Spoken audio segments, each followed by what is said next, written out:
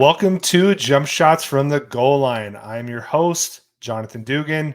No Henny this week. He's up at a wedding, but we are, again, just graced with the amazing presence of just Baby Blue Ben, Benny Diamond Hands, Benny 50%, whatever I you don't want to like call that him. one. Not 50%. That was a bad week one. Listen, week one, and we'll get into it, but week one is so weird, dude. It is so freaking weird. Like, the lines are all over the place. We don't really know who is what they're going to be, right? If you would have told us, for example, Josh Neighbors tried to, TCU ain't going to be shit last year. I think what he was really looking to is this year, but, Yeah. It's all over the place. Nothing like Deion Sanders acting like they beat Alabama and they only had three of the players that started on national championship on that team, but yeah, whatever. Well, let's just jump into it. I mean, we're on the topic, right? I mean, Colorado looked good. I think they looked better than what people anticipated. Just because, let me tell you, I'm a Pac-12 guy. Colorado was dog shit last year. They were so bad. I bet against them the whole year. It was great.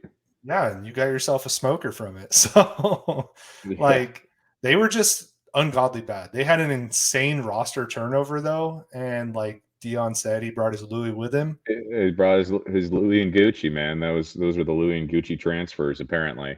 Yeah, I mean, and it helps that you had the number one overall recruit playing both sides of the ball. For Jackson State, that's not really like, oh, that's my luggage. That's the number one overall player just committed to him and is following him wherever he goes. Yeah.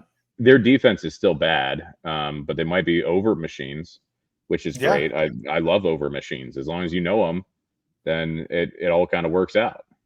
At the end of the day, they're a Pac-12 team, right? And Pac-12, future only Big 12.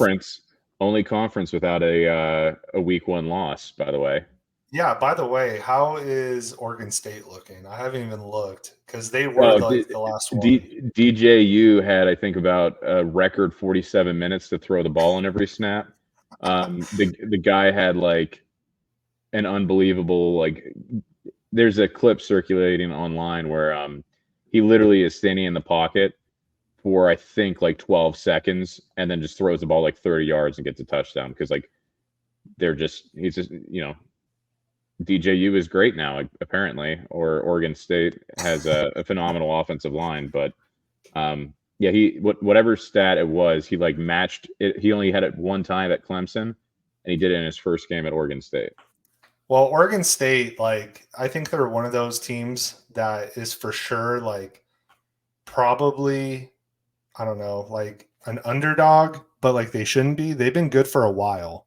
So, you just they're going to win the Pac-12 the year that they're left all alone, Yes, exactly. So, it is what it is. The Pac-12 is going to allow a lot of points. They're going to score a lot of points, and that's just kind of is what it is. With Deion, bro, I mean, like you said, number one recruit in the country. His son is no slouch. Nobody ever thought he was a slouch. He brought in a bunch of transfer guys. So, for him to go out there and be like, y'all were doubting us, blah, blah, blah. I don't think anybody was doubting him. We just didn't think it'd be fast. We didn't think it would be fast. That was the thing. All the pundits were like, yeah, he's got great skill players, but is the offensive line decent enough to do anything? And it was good enough. I mean, Texas State did the same thing against Baylor. I don't know if you caught that, but 34-year-old head coach, I think, brought in not as many transfers as Deion, but he brought in like 50 when he was rebuilding the program, and then beat Baylor as a 27-point dog this week. So this seems to be what, if you want to win immediately as a new coach and you take over a shitty program, you just get rid of all the bad players and then just, open the doors, open the arms, whatever the Statue of Liberty quote is. Give me your hungry, you're poor, whatever. Give me your 5 stars. Give me your 4 stars who don't want to wait to play. And it seems to work out okay. So, interesting. Yeah, and a guy like Deion can do that. You know what I mean? He's going to attract talent no matter where he's at. It was always the question, can he coach at, division, Power 5, a school. Turns out he knows what he's doing. So like, it's going to be really interesting to see how it translates going forward. They play a Nebraska team that got the absolute shit kicked out of them. So I don't know. Hey, all Nebraska does is lose 1-score games. All right. Like, they're not that bad. They're just, that was a bad pick there. I don't know if you ended up watching that, but it was like, I was rooting for, I think I needed like 4 overtimes for the over to cash. Yeah. And it was 10-10. And then like Nebraska's driving, they're about to be in field goal range. And then they throw a pick, and then Minnesota goes the other way and kicks the field goal. But I was that close, to getting to 4 overtimes and having that over cash. But I actually, without diving into next week's lines and all that stuff, like, there's nothing quite like overreacting to week 1. I can tell you 97% of the money is going to be on Colorado to cover.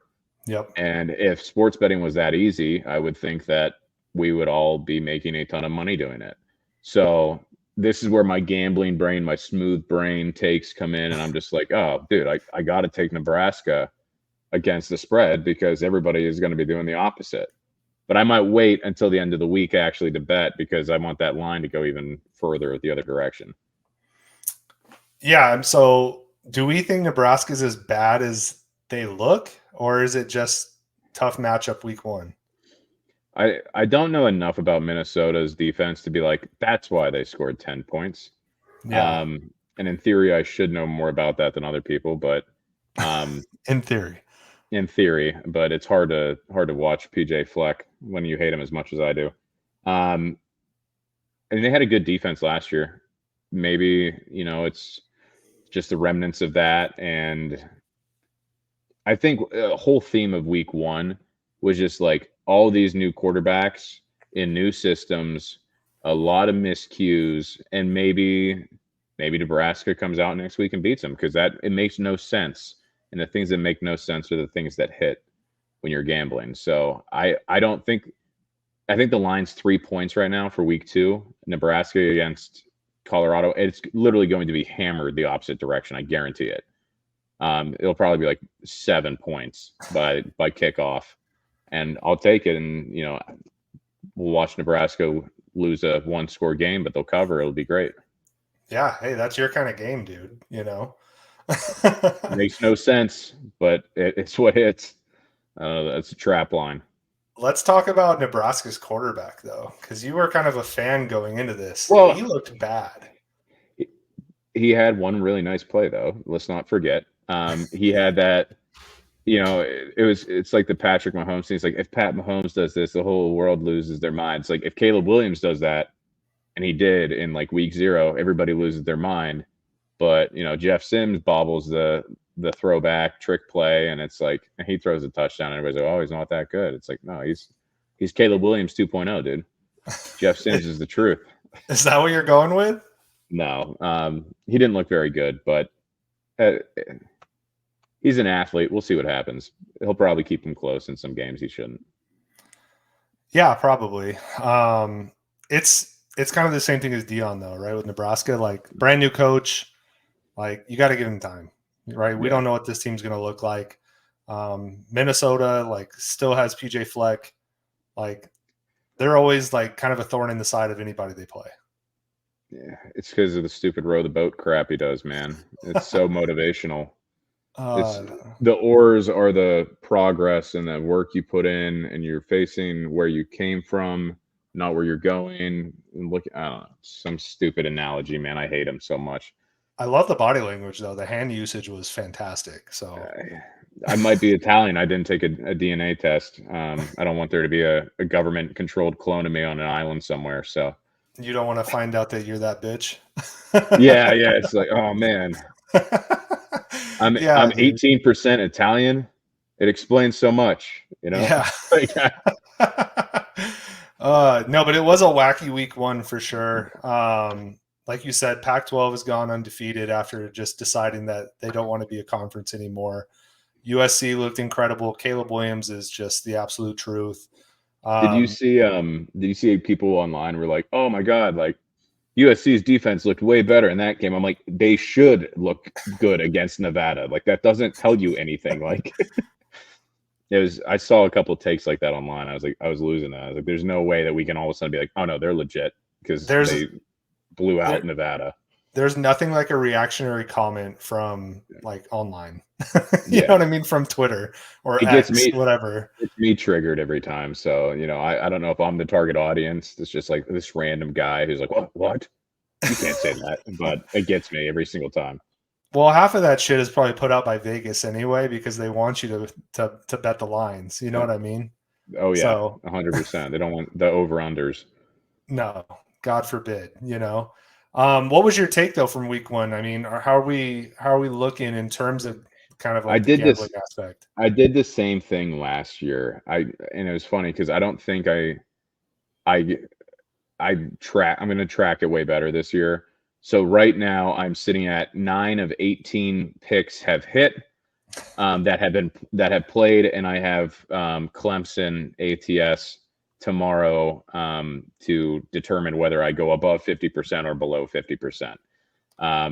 So the only bad thing we joke all the time about like Josh Neighbors like really swaying us against one team or the other. Like, I wasn't going to bet Texas Tech, but Tom Fernelli, if you know who he is, like one of my favorite like college football. I'm not going to say handicappers, but just like a guy who gives out picks all the times and has podcasts. He was so confident. I was like, I'll just do a 4-unit play on Texas Tech ATS, and that one hurt a little bit because he was so confident. That was my only multi-unit play of the weekend, and it was Texas Tech. It was a 4-unit one, and it hurt a little bit. So I'm good, but I'm grinding now. I should have been in a much better spot if I didn't do a 4-unit play on Texas Tech. And that's what hurts, right? It's because you knew going into it what to do, but you got swayed. And I didn't have that many picks at first. I didn't have that many picks at first, and I'm like, well, I need something in this time slot, and I need something in this time slot just so I have something. It's like you got to have a little bit of action in all time slots, and then you got a couple of days that and the game got delayed, and it all really messed me up quite a bit. It wasn't. I wish it had gone differently. I do want to mention, without even diving into the Penn State stuff, like the West Virginia coach freaking out about them going for the touchdown with 6 seconds left. So I got my son on the couch, like my son's on the couch next to me, and I'm like, go, because I'm like, run the ball, go, snap it, like, because I knew I needed the last second touchdown for the cover. Yeah, and they're just like they're pulling a little parrot, and it's like go, run the ball, like 4 and 2 years old. I'm like, I'm sorry, boys, this is what happens. You're such a proud dad right now, though. Come on. Yeah, I was pumped. I mean, I was so mad that he was like saying crap. It's like the dude, he kept his first team offense in against second team defense, blows the cover, tries to kick an onside kick, goes for 2, does the stupid Kansas City circle whirl move on the 2-point conversion against the second team defense. Of course they're confused. They're all freshmen. They don't know what's happening. And then the second team offense goes down and scores with 6 seconds left for the cover. It was electric. It was awesome. Yeah, dude, West Virginia sucks. Like they have not been good for a while. They were interesting because I don't think they're going to do anything in the Big 12 by any means. No. But like their quarterback wasn't bad, all things considered. And their offensive line probably like second or third best that Penn State will play this year. So like, well, I was initially like, that the little dude in Da Vinci Code who's like whipping himself in the back, like that was me. Yeah. Watching them get run over in the first half. Right. And I was like, oh God, it's happening. Like, why do I do this to myself? But they tightened up at the end. I think West Virginia was a decent, all things considered, they could have played Portland State like Oregon and maybe dropped 81. But I'll take like the real game, the real environment, the whiteout in name basically, or effect only because of the stupid blue stripe down the middle. But that was awesome. I cannot be more excited for the next 2 years because I've never seen a quarterback actually keep his eyes up and throw the ball. Yeah. While scrambling, it was always just Sean Clifford just being like, "Oh, I gotta go get 7 yards." So I don't know if I'll ever capture this feeling again of being like, "Wow, it's our time. In the next 2 years, it's our time." But Drew Aller was everything that all the articles and podcasts said he would be. He really only had one bad throw, and all the rest were throwaways. So, like, the dude was electric. You can't play zone against Drew Aller. It's going to be incredible. Was that like unwrapping a Christmas present on Christmas Day? Because I know you've been waiting for that one. I've been waiting 9 long months to just see if he was as good as you thought he was. It was like the gestational period of a 5-star quarterback is 9 months apparently, and it was so long to wait. Just it was awesome. Like I literally read every article I could find online that just confirmed. They all said the same thing. It's like, he was great. I'm like, oh, I know. And it's like, let me go find another article. It's like, he was amazing. I'm like, I thought the same thing. Let me find another article. I just did that all night last night. Dude, I've known you long enough that I remember you talking about him as a recruit. You know what I mean? Like before he even signed. Like, so this is cool, just like friend moment right now, like seeing you get to unwrap your present on Christmas Day, and it turns out to be an Xbox 360. So he didn't come out looking like the neighbor or something like that. Like 9 months later, it's like, oh, wait, that's not who I thought it was. Yeah, he didn't look like I thought it was. It's like, no, he was exactly what I wanted him to look like. He had my eyes and my face and all that fun stuff. So it wasn't the milkman, buddy. I'm it wasn't the milkman's kid, Well, that's good, dude. Yeah, Penn State looked good. Is that, I know with like Pitt, like that's a rivalry kind of, right? Like we not as much anymore, but like, is Penn State West Virginia at all? They used to be before we went into the Big Ten. Joe Paterno wanted to make like the Big East before the Big East happened, and like Syracuse, West Virginia, and Pitt were like the normal like teams we played, and then they're like, no, we don't want to do that. And he's like, all right, we're going to the Big Ten. He's like, wait, we do want to do that, and then they all joined the Big East. Yeah. I don't even know like the series record. Like West Virginia is not like a team I ever really thought about as a kid, but Penn State's been in the Big Ten since I was born, so it doesn't really. I don't like.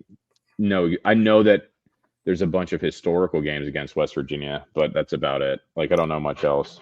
Yeah, you didn't really probably get look at West this. Virginia. In the 1982, I have a little Penn State National Championship commemorative Coke here. In 1982, Penn State played West Virginia and beat them 24-0. So there we go. There you go, dude. There's the history right there. Continued dominance.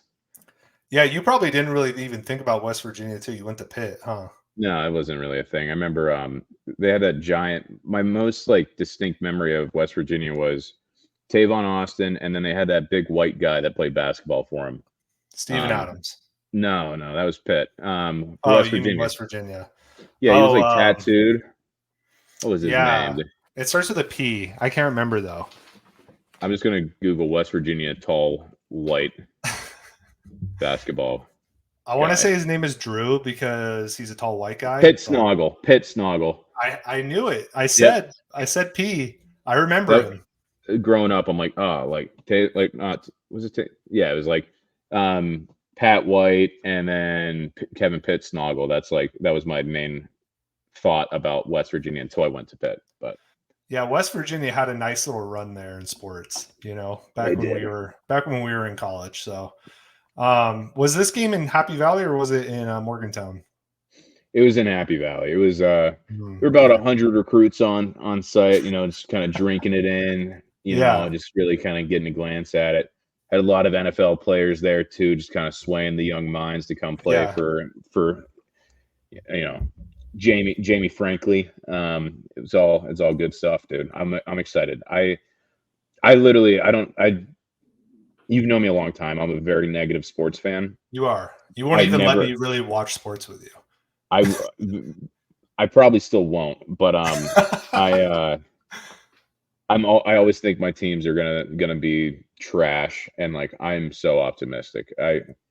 Again, it was like part of this is that like when you follow like the people I follow on Twitter or whatever, and it's like all these people who haven't seen anything happen for 40 years. That at least is like that good, besides like Kerry Collins in the 90s. But like, it's like people were like tweeting out like just pictures of like him like rolling out of the pocket and just like and still throwing the ball, and everybody's like, whoa, that's new. And it's like, it was bizarre, man. It's not what we're used to. But I mean, I could talk about Penn State all day. I think overall, we talked a lot about Big Ten quarterbacks breaking in like new systems, new quarterbacks, transfers, first-time starters. Mm-hmm. And that's where I got slaughtered in my card. Was I had, I had Ohio State against the spread against Indiana. They did not look sharp. Michigan just, free Harbaugh from his own self-imposed. So weird, right? Like them like holding their hands up and stuff. Like he's not in jail. I don't understand. Like it was weird. He self-imposed it. So whatever. Free Harbaugh. They didn't cover the spread. And then Wisconsin, Purdue, I touched the over on it. I didn't take the spread because I knew that was a risky one. But yeah, they lost to Fresno State. That was a trendy upset pick for week 1. And then Wisconsin basically just ran the ball and did not cover. Iowa looked great for the first 2 drives. I was like, I can't believe I have under 43 in this game. And it ended at 40. And I'm like, I don't think another point's going to be scored the rest of the day after like the first quarter. It was classic Iowa offense. How much did they score? Like 24 points, 24-14. What's the counter at now? It's like 301 points to go. 301 points left. Right. They do have. There is another caveat on that. They have to also win 8 games, or it might actually be 7. I think it's 7 games and average 25 points a game. Yeah. Let me see if Brian Ferentz contract, 7 games and 25 points per game.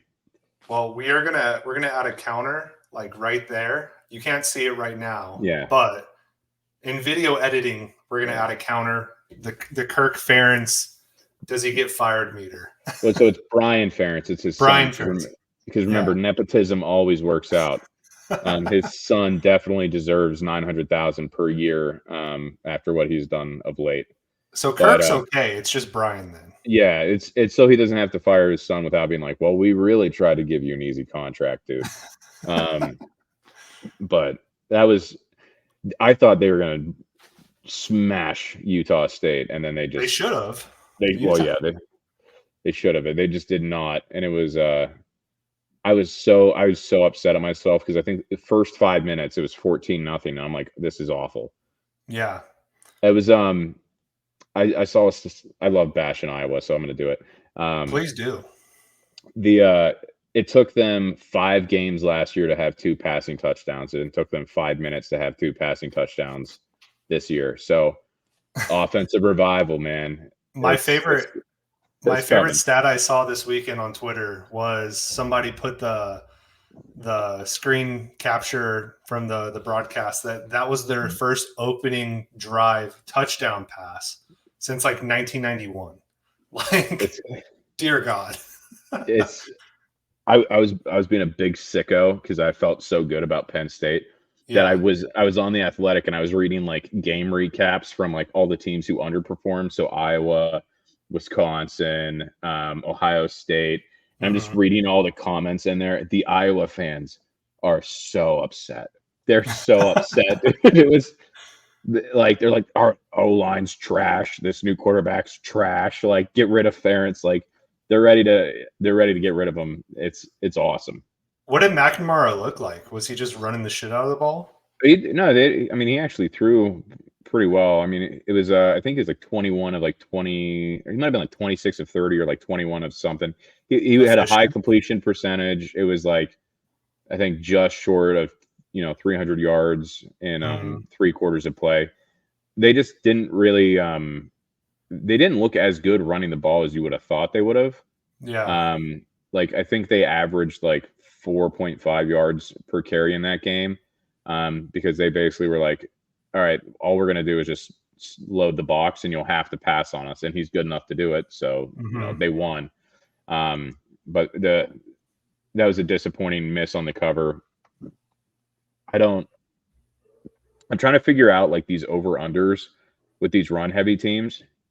These run-heavy teams are going to be a nightmare to try to take overs on, because, you know, I think the line on that one was like 52.5, and it, ends up being like 33 total points. Wisconsin, very similar situation, like 40 points or so. Like, they just ran the ball like crazy, and it's like that really destroys the clock in this new format. I'll tell you what it really destroyed, Ben, was our hype on Mordecai. I put a whole video out on TikTok, and now he looked like a fool. No, I mean, I think he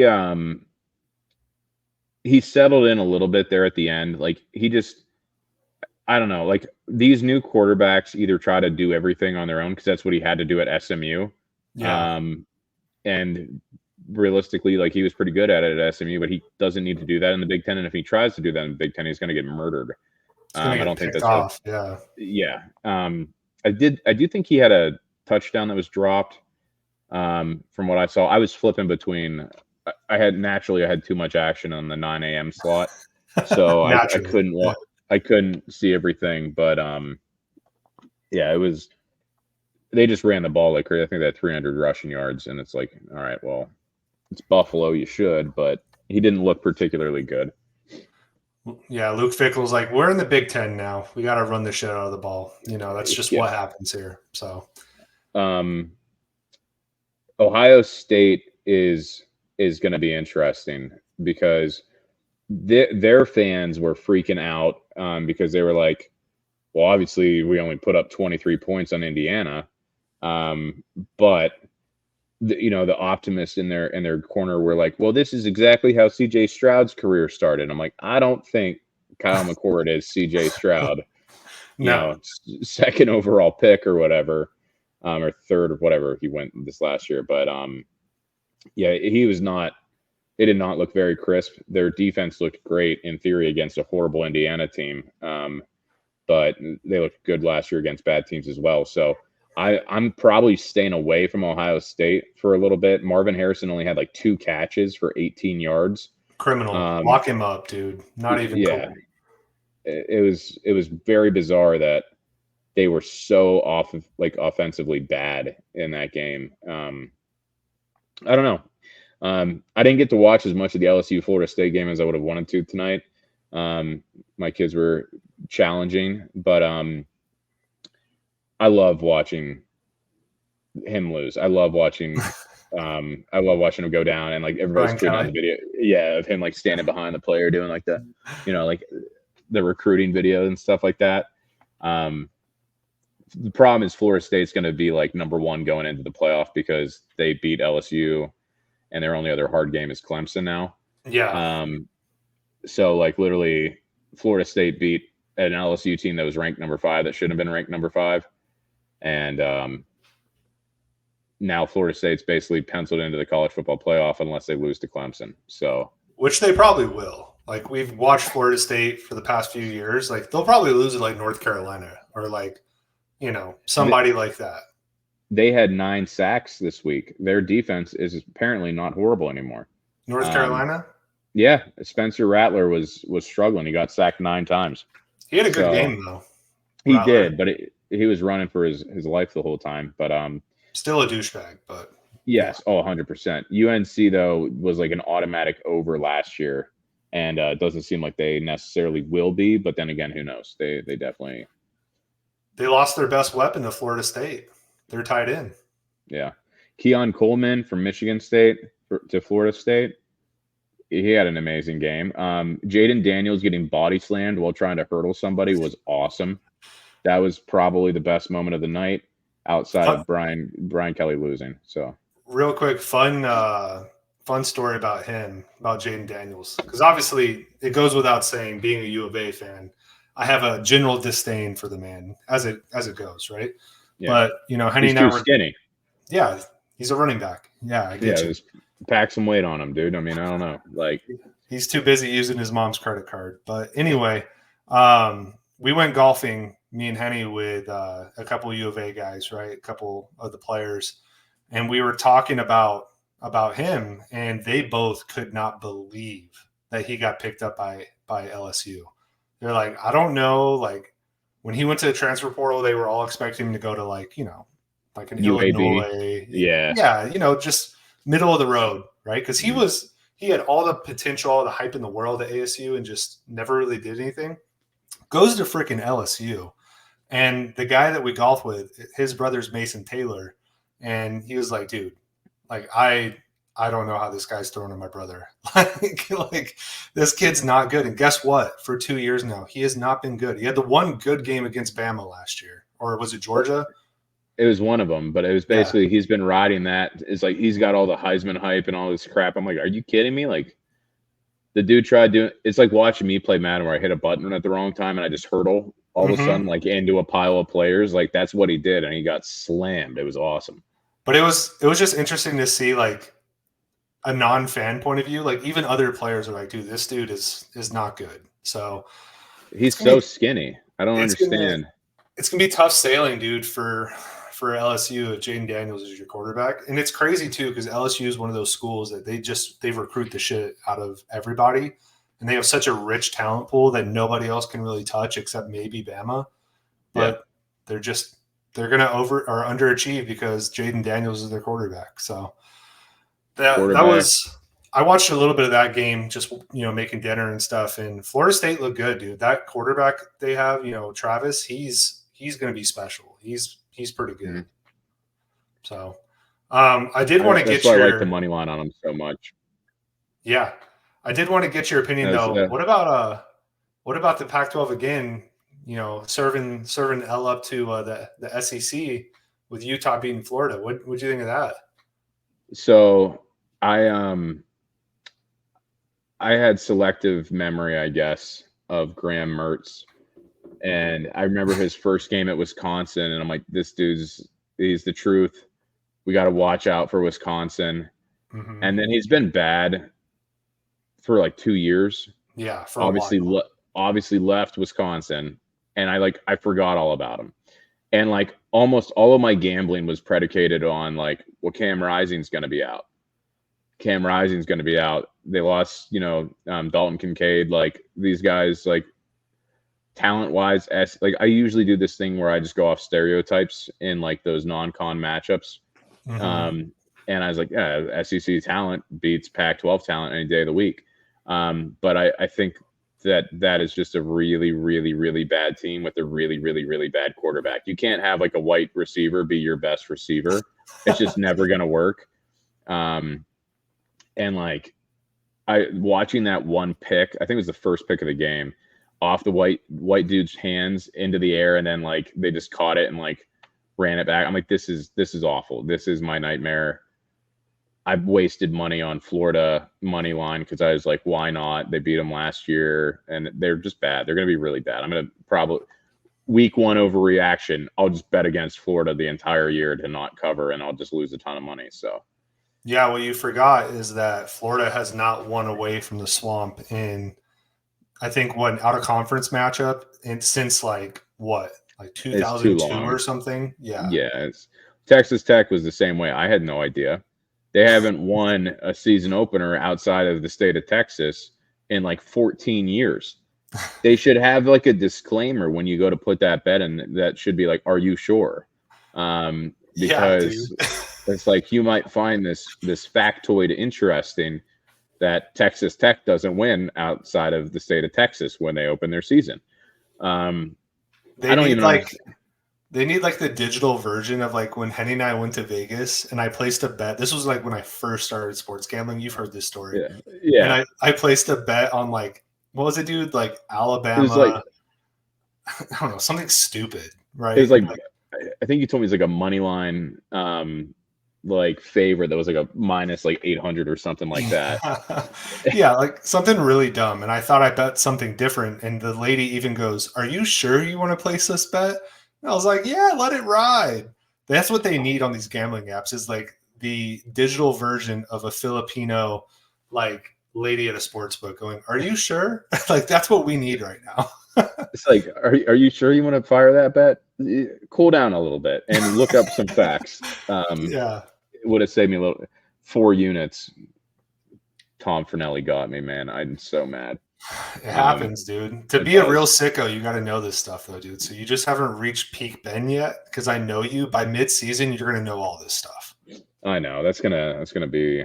I just got to get on my article reading game, dude. I've just been so lasered in on Penn State that, like, you know, I had my blinders up to everything else that was going on, and Graham Mertz got me, Tom Fornelli got me, and here I am just sitting at, you know, I'm a Clemson spread away from being under 50% for the week. I'll still be up over 50% on the year, counting week 0, but yeah, you're relying heavy on Cade Klubnik and Dabo, dude. Like, and Will Shipley too. Yeah, he is good.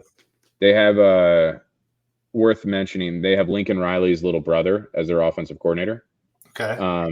And everybody, you know, fawns all over Lincoln Riley's offensive prowess. Like, the idea is that Lincoln Riley's little brother just knows everything, and he's gonna go out and get Clemson to do some cool stuff, because they still have the athletes. And I know Duke was good last year, but I think it's at 13.5 now. I'll take him to cover 12.5 tomorrow. We'll see where it goes. Yeah, I could see him winning by a couple touchdowns for sure. You know, if they do what they're supposed to. But if I remember Clemson right from last year, they typically don't. So no, they were not good. Yeah, and hey, I'm still waiting for Dabo to just quit coaching, because, you know, he said as soon as these players he would. He's done. Not a man of his word. Just loves running down a hill, touching a rock, and just standing there bitching about NIL. He loves it. Yeah, dude. God, he's such a clown. I can't stand him. I gotta ask you one thing. Did you see the College Game Day sign? It might have been the best College Game Day sign I've ever seen. It was like the one where it has Jesus, like the no. This you know one was yeah, I saw that one, but it was SMU did NIL before it was cool. I did see that one. Yeah, I was like, that's amazing. One. Yeah, I'm like, that's amazing. That's perfect. They got the death sentence for NIL, basically. Yeah, I love that. But my favorite sign of the weekend was just the one where, like, you see the dude in the far right, and it's like, you know, the typical, like, Jesus guy where everybody's going to hell. And then to the left is the, you know, I love it when you ram it in my end zone or something like that. I was like, oh, 2 Americas. There's nothing better, dude. It's so bad. It's so bad. College Game Day never disappoints. Like, that's the one thing I will say. You know? It's I like Pat McAfee a lot. I think it's obviously a little bit of a different crew. Yeah. But I love Pat McAfee. He can do no wrong in my mind. So it's like, anytime I get to see Pat McAfee just like go off, I'm like, yeah, go ahead, dude. Do your thing. He's electric. Yeah. I mean, he's a Yinzer, so he's inherently going to be, you know, your guy. The other thing too with College Game Day, did you see good old Herb out there? He was chatting up a young lady. I saw people talking about it. It's like, oh, there he is. There goes that man. Somebody stop him. Yeah, dude, you can take the dog out the house, but you know what I mean? He's probably never been a dog. The only reason he didn't finish, I guess, was probably because you know, he's not in Columbus where he gets to wear his Ohio State polo afterwards, dude.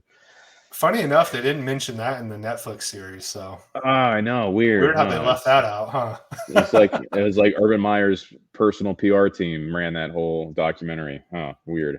Yeah, they definitely did, and I know I wanted to talk about it last week, but Henny hadn't really watched it yet. What a fluff piece, dude! Like 41 or 44, maybe one of the numbers in the 40s, has been arrested from that team.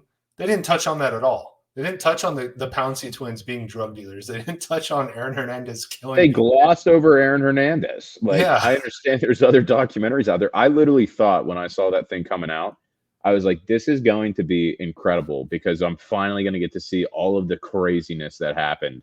And it was like 10 minutes of fluff in like episode 3. And they're like, I just let him do what I wanted because I didn't want another player to die. And it's like, shut up, Urban. Like, this is. I couldn't tell you, dude, like how disappointed I was watching that documentary because I thought the same thing. We've all been asking for the Florida Gators documentary, like the 30 for 30 for it for like 10 years. And it ended up just being about, look how good we were. And we're like, yeah, we know. Okay, we saw the games. Like I wanted to see Tim Tebow and Aaron Hernandez and how they hung out together at parties. Like that doesn't make sense.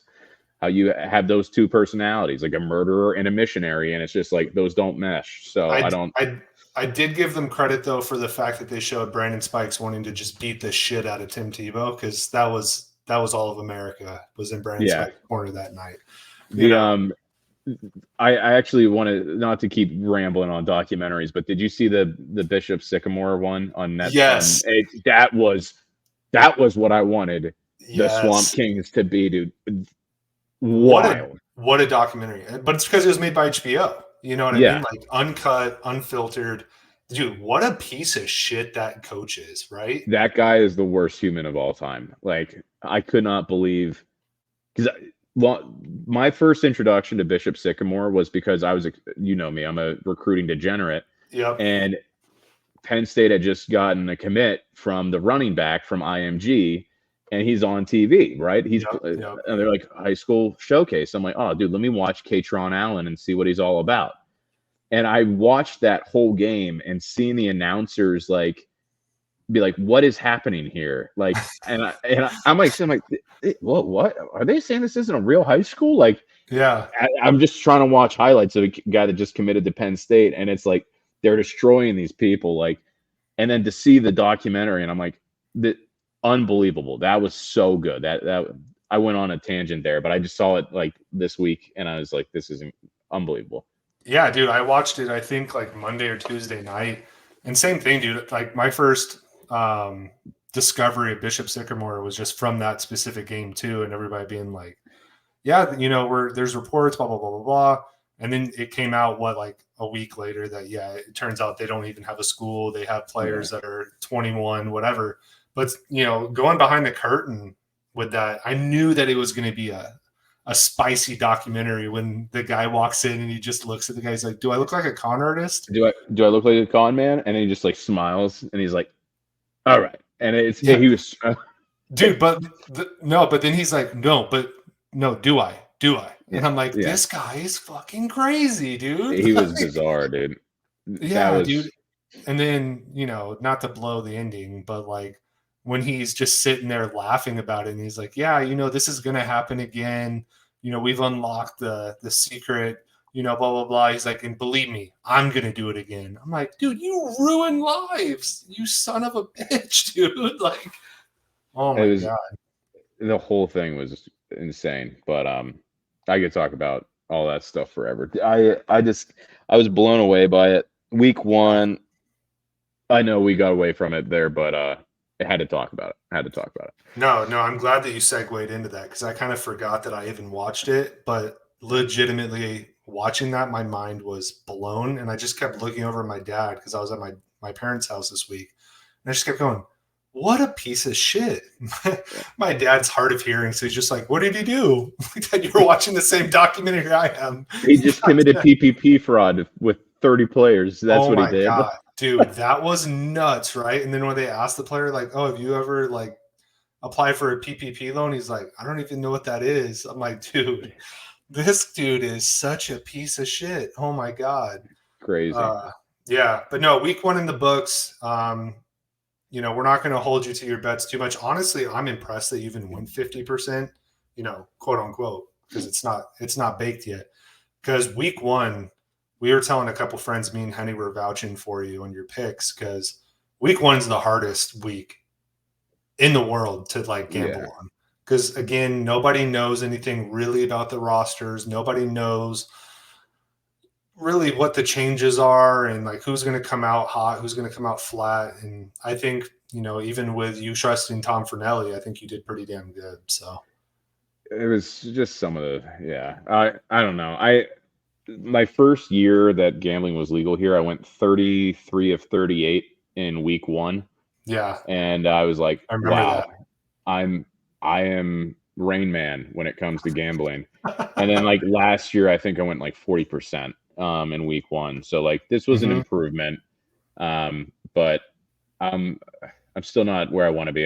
We're going to get back to our winning ways in week 2 for sure. Yeah, for sure. Before we move on to week 2, just really quick, give me your biggest winner of week 1. It's got to be me personally, Penn State, baby. Shut up, dude. No, honestly, it's gonna be Florida State because they will now be a lock for the college football playoff because they beat a bad LSU team. Mm-hmm. All because of preseason rankings. It's bullshit. Get rid of them. There's no point. Let the resumes build before you give a ranking because literally Florida State is going to be treated like an insanely good team. We don't even know how good that LSU team was they just beat, but the number on the next to their school abbreviation said 5.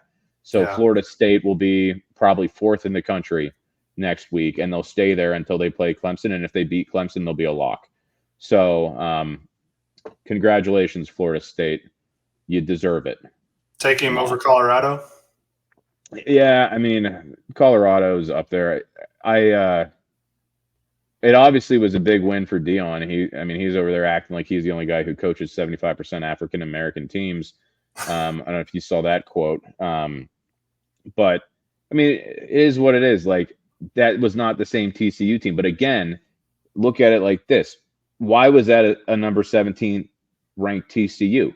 It makes 0 sense. They had 3 of 22 starters return from the national championship team. And they're number 17. Yep. Yeah. They're number 17 in the country. Are they really? How do we know? They haven't played anybody. Yep. So it's like that preseason ranking makes Colorado look like they just upset Goliath. And it's like, that's not even the same team that was just there. So yeah. Okay.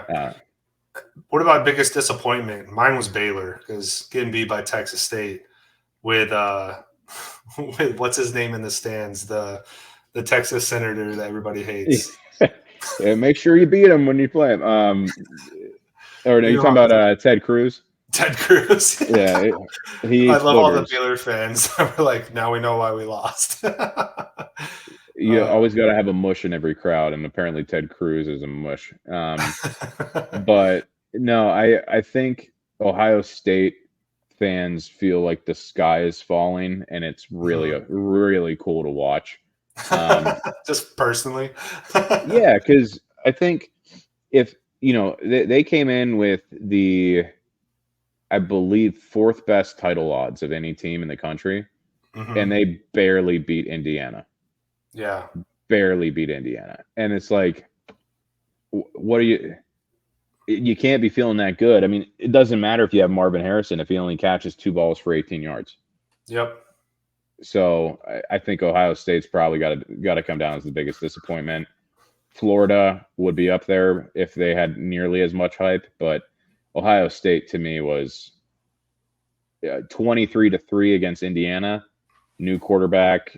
That's just, everybody thinks the sky is falling in Columbus, and it's very, very enjoyable for anybody. You said Indiana. Indiana might only win like 1 game this year, you said.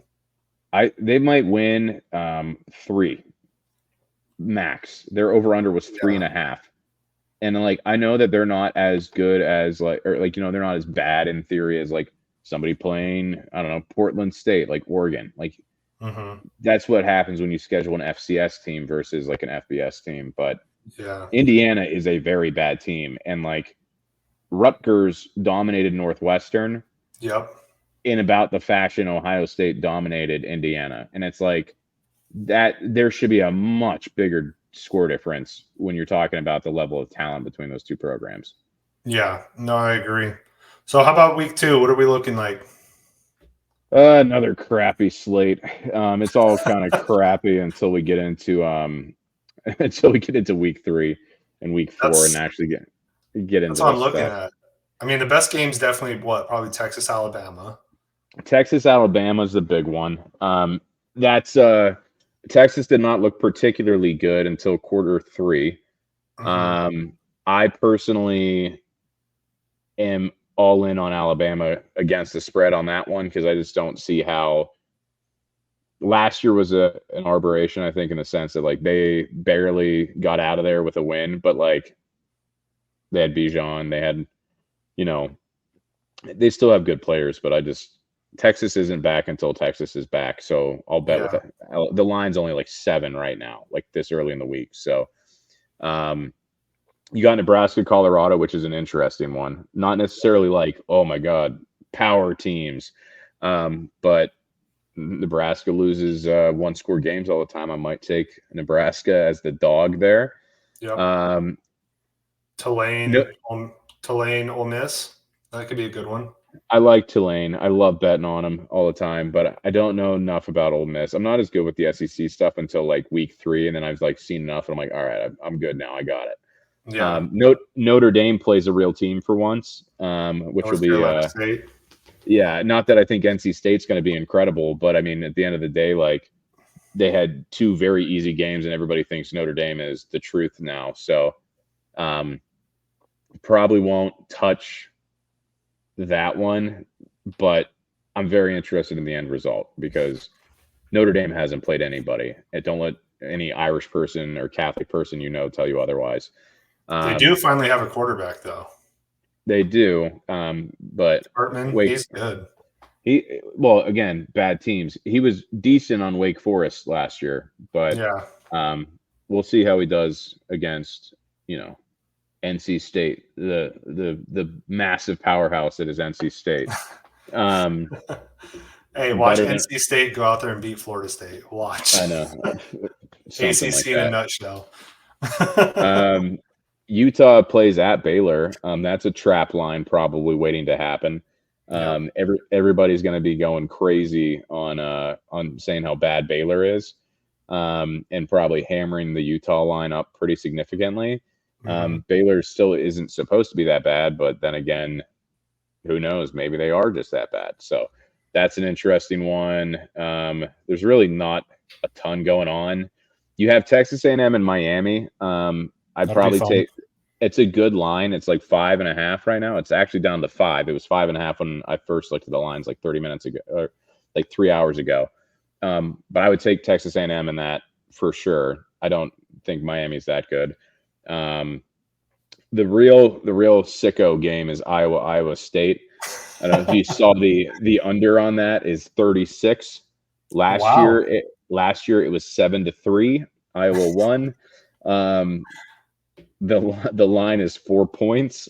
I will probably take the under, and I will probably also take Iowa against the spread. Dude, you are a sicko. You stick with what works, baby. Play the hits. Iowa. Nothing. Hey, real quick, I meant to mention too, because you said you always like to shit on Iowa. I was watching the Cats game, by the way, 138-3 against NAU. No big deal. But they had Nick Foles on there, Big Dick Nick, and they said, what was his favorite memory as a Cat? And he said it was beating Iowa. I mean, hey, it's a real team as opposed to online colleges north of Arizona or something like that. I don't know. I don't know if you got NAU fans who listen to this, but maybe. You're not actually. How are you a NAU sports fan? That's that's an oxymoron. It doesn't happen.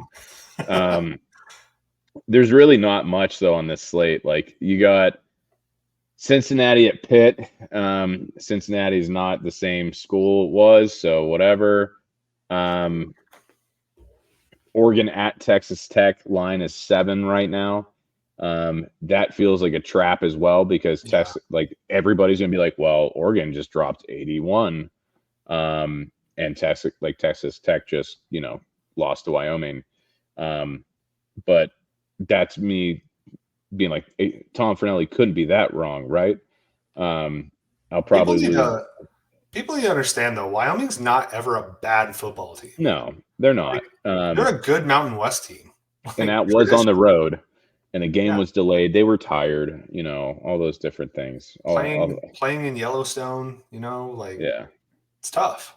Playing a bunch of Cowboys. But there's really not much on this slate, to be honest. Like it's a pretty rough week. Penn State, for example, plays Delaware. I have to watch it on Peacock. So the Fighting Flaccos, baby. The Fighting Flaccos. We don't even have a line on it yet. It's going to be like stupid. Probably like 65. But USC, Stanford,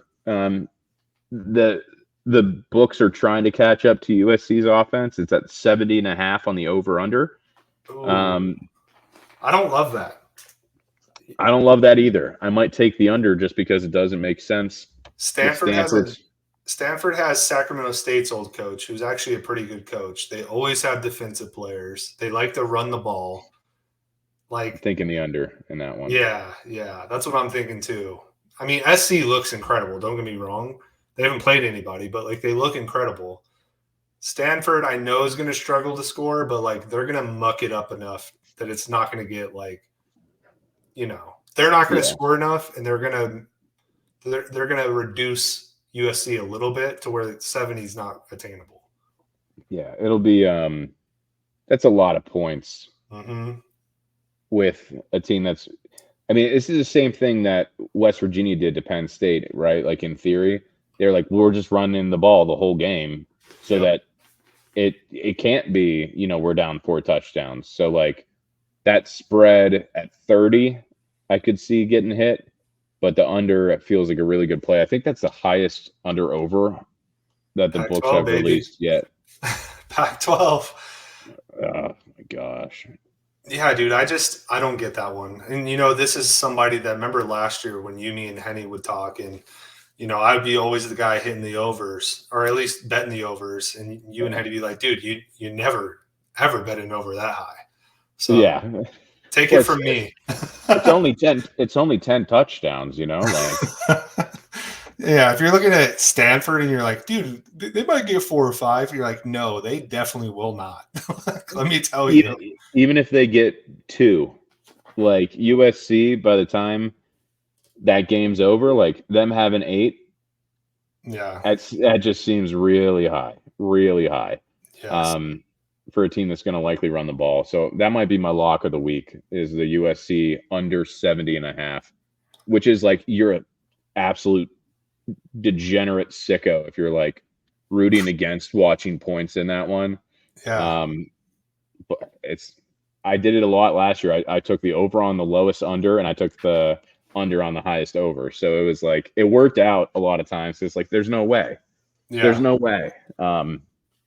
But yeah, Iowa gets a pick 6, and SC doesn't, do as well as everybody thought. So I mean, hey, Stanford did beat Hawaii, though, and you were wrong on that one. So, yeah, I overreacted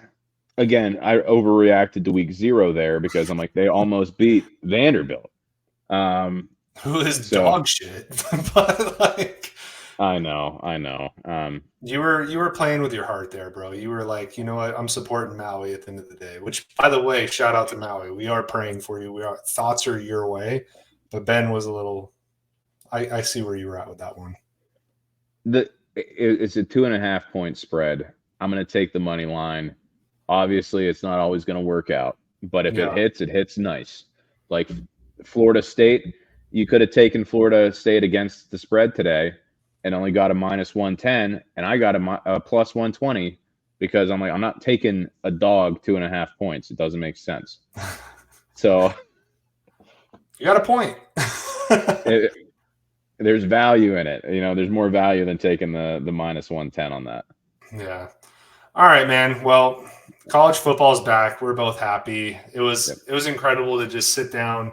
My wife always makes me clean the damn house on Saturdays, and guess what? I just had college football playing in the background, so it was a lot easier to clean the house this week. So I'll be cooking for my kids, and I'll have their tablet. I download like ESPN on. And so like I got a game over here, and I got like a game on my phone, and I'm just like watching games while I'm like, doing dino nugs in the microwave and stuff like that. So I'm there with you, man. You're committed to your craft, dude. Yeah, you're committed to your craft. Just making little Buffalo Wild Wings in the kitchen there. It's an atmosphere. It's a vibe. It's perfect. Look, and there's nothing worse either than like my wife. I will put on football while I clean, and she'll come in and she's like, "Is this what we're doing today?" And I'm like, "Goddamn right. This is what we're doing today." Yeah. Next 18 weeks, honey. You better get used to it. Like, oh, dude, should have seen her face today when I told her. I was like, "Hey, make sure we're not doing anything next Sunday." And she's like, "Why?" I was like, "NFL's back." NFL's back. Oh God. I'm like, you knew what you were getting into when you married into it. So I don't know what to tell you, but I will never understand. This is gonna sound bad. Maybe you cut it or whatever, but like the dudes who like don't watch sports that spend all of that time in the fall with like their significant others, what are you doing? Like Yeah, you got I want to know too. You just going to pumpkin patches? yeah, just you going to picking apples, like Sounds you know, miserable. like what pick a team and act like the rest of us who are like way too upset about when our team loses. Like root for a team, get out of spending time with your significant other, Yeah. and you get an 18-week pass. Be like, sorry, honey, we can't do anything. That's Penn State's playing Auburn. Listen, really what it comes down to is if you're not watching football in the fall, you're not a patriot. You don't love your country. You're not a red-blooded American. You can get at. Get off! Get off! Hell yeah, dude. Well, it's been a pleasure, dude. I look forward to getting your picks midweek after the lines calm down a little bit. I'll throw that out on the Instagram, so make sure you guys are following us there. We'll throw it out on the Twitter, or X, whatever the hell it's called nowadays. But Twitter. Yeah, Twitter. It's going to be Twitter forever. Follow us there. Follow us on TikTok. Follow us on YouTube. Go ahead and click that subscribe button down on the right. And if you're listening to us, audibly, congratulations. Thanks for that. But go ahead and leave us a review. Send it to a friend. Send it to an enemy. Send it to your next door neighbor. I don't care, but get the word out there.